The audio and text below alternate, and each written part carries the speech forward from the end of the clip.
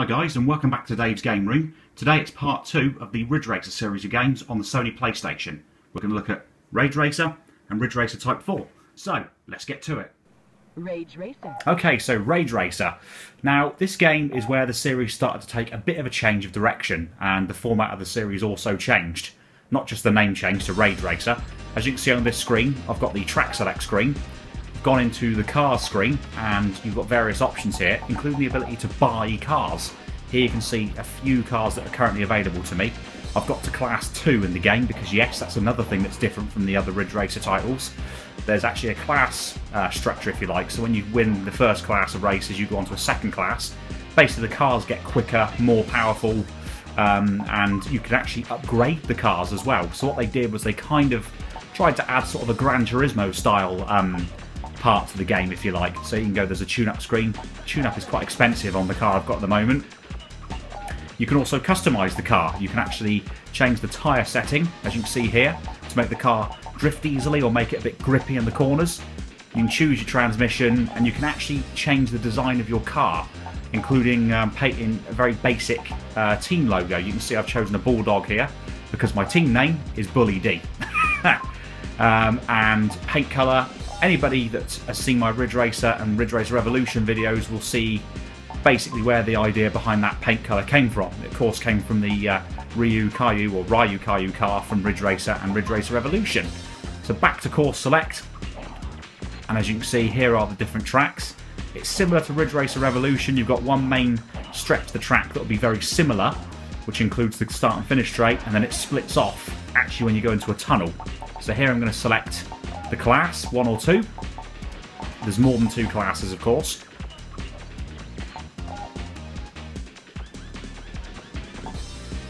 So I'll go back to car select to actually start the race.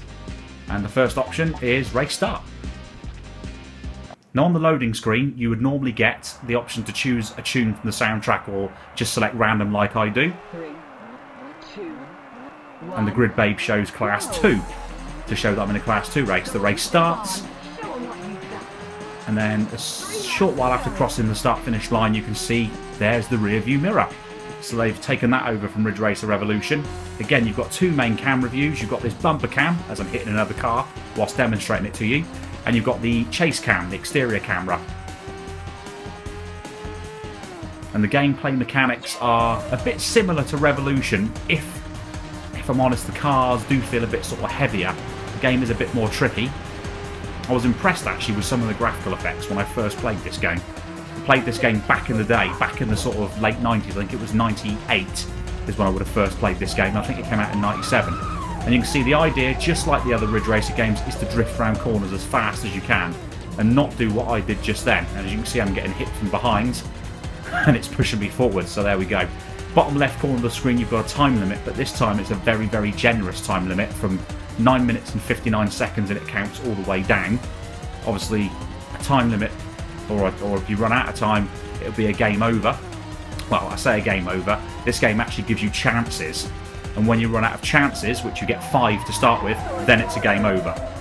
That was a nice little drift on the entrance to the tunnel that I just did there. And then this is the final couple of corners to the start-finish straight. So similar to Ridge Racer Revolution, the last couple of corners are actually quite tricky. It reminds me a little bit of the Ridge Racer Revolution final couple of corners. And you see me there failing miserably, smashing into a wall, and it's slowing me down. It doesn't slow you down as much as it does in Ridge Racer and Ridge Racer Revolution, but still enough to frustrate the hell out of you if you do it enough. So you can see I'm on the second lap now, just trying to take this corner. And I took it pretty well, climbing up the hill. If you look over on the left hand side, there's the waterfall, which back in the day to me looked incredible. I thought it looked astonishing, the effect that they did there. And you can see where those arrows are and the barriers. That's where the track will split off in 2 different directions when you play one of the variations of the track, and it's very different. You see you've got a very short run up to that area, and then it splits off.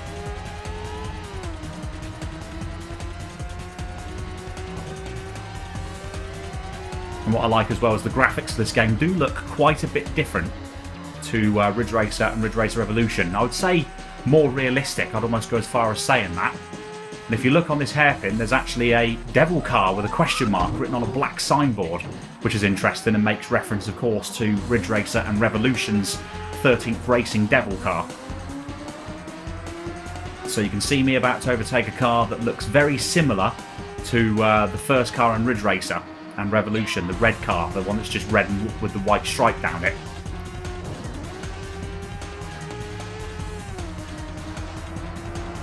You can see I'm currently in 5th position out of 12. And unlike both Ridge Racer and Rage Racer and Ridge Racer Revolution, there is no Gallagher game to load up whilst the game is loading up. So there's no thing to play to keep you entertained whilst the short loading time takes place, or is there a game, of course, to unlock any additional extras. This game is literally all about buying cars, tuning up your cars, going through the classes of racing. And this corner gets me every time because I'm still struggling at this point to adapt to the drift mechanics of Rage Racer, because it is slightly different to initiate a drift on Rage Racer compared to Ridge Racer and Revolution. On those games, I think if you tap the brake and then tap the accelerator as you go around a corner, that's when the back end then starts to step out on you. Whereas on this one, I think you have to be a bit more generous with the brake pedal to get the car to initiate a drift. So I'm trying it again here. And again, that wasn't too bad. I came pretty close, but then it was very twitchy and very hard to get the car back under control. So I'm in 4th position. This isn't enough to qualify. You have to finish in the top 3. So I will end up losing a chance, and you'll see that.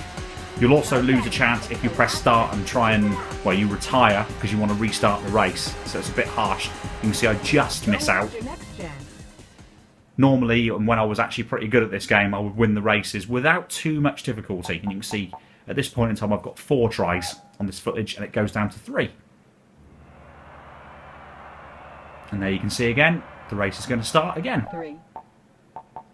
So now, moving on to Ridge Racer Type 4. This game again is a change in format. Ridge Racer Type 4. So you've got various options on the main menu here that you can see.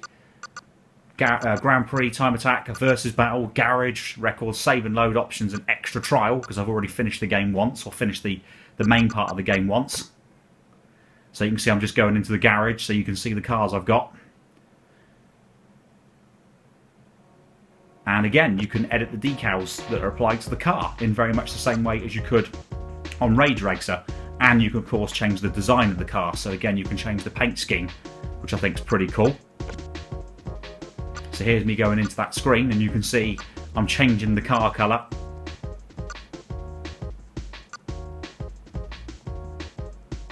That car does remind me of a real car. I can assure you it's not one, but it might be based off of one. It reminds me a bit of a Honda CRX, that particular one. It looks very similar to it. And then you get up to a car that looks a bit like a Lamborghini, and then that one that looks a bit like an Esperanza, and then this one, which I'm not sure about. That one looks interesting and beefy, but you can see I'm changing through the cars that are available to me. Basically, you unlock these by winning races. And this game differs because it's all about a racing team. Not just you name the team and that's it. It is literally you're racing for a team. Your team manager will pop up and speak to you, or pop up with some text that comes up on the screen, basically to talk about your performance. Here I'm going through some of the basic decal designs that I can apply to my cars. Some of them look pretty cool, and of course you could choose a blank canvas and you could actually make your own by doing some pixel by pixel painting. Here you can see a really cool looking one. I'm just going to go down to exit. But it's a really neat feature that they decided to include that. It was a shame that Polyphony Digital didn't include anything like that for Gran Turismo, because that would have been awesome to be able to design your own decals and put them on the car. You know, maybe make your own racing modification. So back to the main menu, and I'm going to go straight into the meat and drink of this particular game, and that is the Grand Prix mode. So in my case, I've already got one going on, but I'll start a brand new one so that you can see the introduction and how it all starts. So it gives you kind of an introduction on how this game works, and you'll see how it differs from all that came before it, because it gives you the rules of the competition. Basically there's heats and then finals. You can see it's showing you there. Stage 1 and 2 consist of 2 races, and then the final round consists of 4 races. The tracks, again, are interesting on this game. I quite enjoyed racing through those. We move on to the next screen. So it asks you which team you want to join. It gives you an option of teams. And if you look where it says tuning normal, tuning hard it's gone to now as I'm flicking through the teams. And then tuning easy. So this one is an easy handling car. And then tuning expert. And I choose the expert team just to demonstrate it. And then you get introduced to the team boss. So I quite like this because obviously it's a break from the norm that you normally get in a Ridge Racer game. They expanded upon the series. This is when the series was really good. And in fact, on the front box of this game, there's actually a label from one of the, I think it's from the official PlayStation magazine, or one of the PlayStation magazines at the time, that rated this game highly and said a GT beater, obviously referring to Gran Turismo. I wouldn't quite go as far as saying that myself. I think this game is very, very good and very, very interesting and fun. But personally, if I had to choose between Gran Turismo and this game, I'd probably pick Gran Turismo to play over a length of time. And there you can see you get to pick the car model as well. You get some basic ones, and again, each one has different characteristics depending on what one you choose.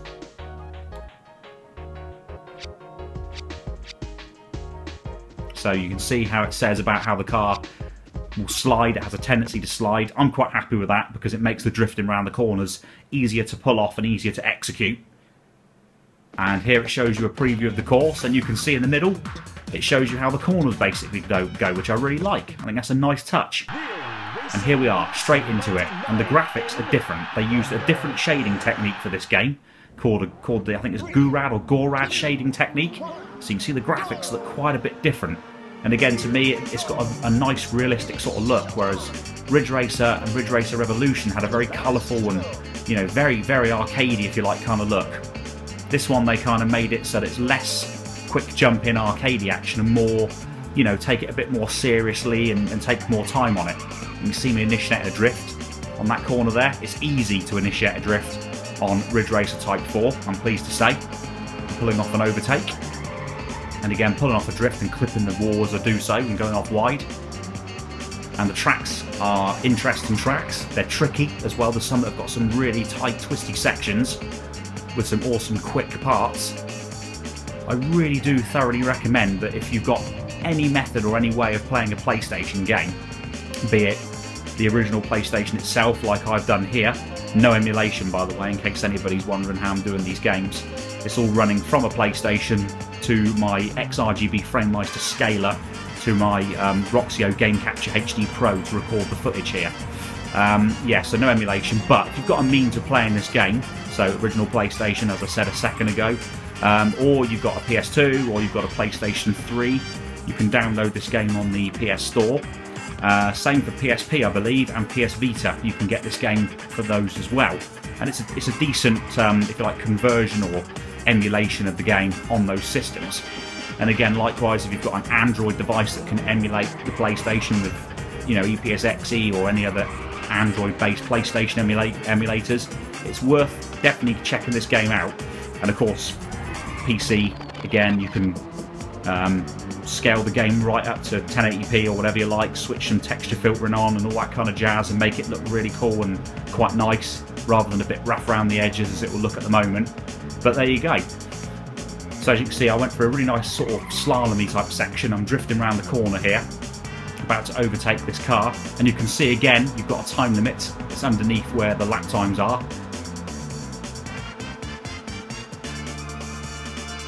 And once you get the hang of this game, it's good fun.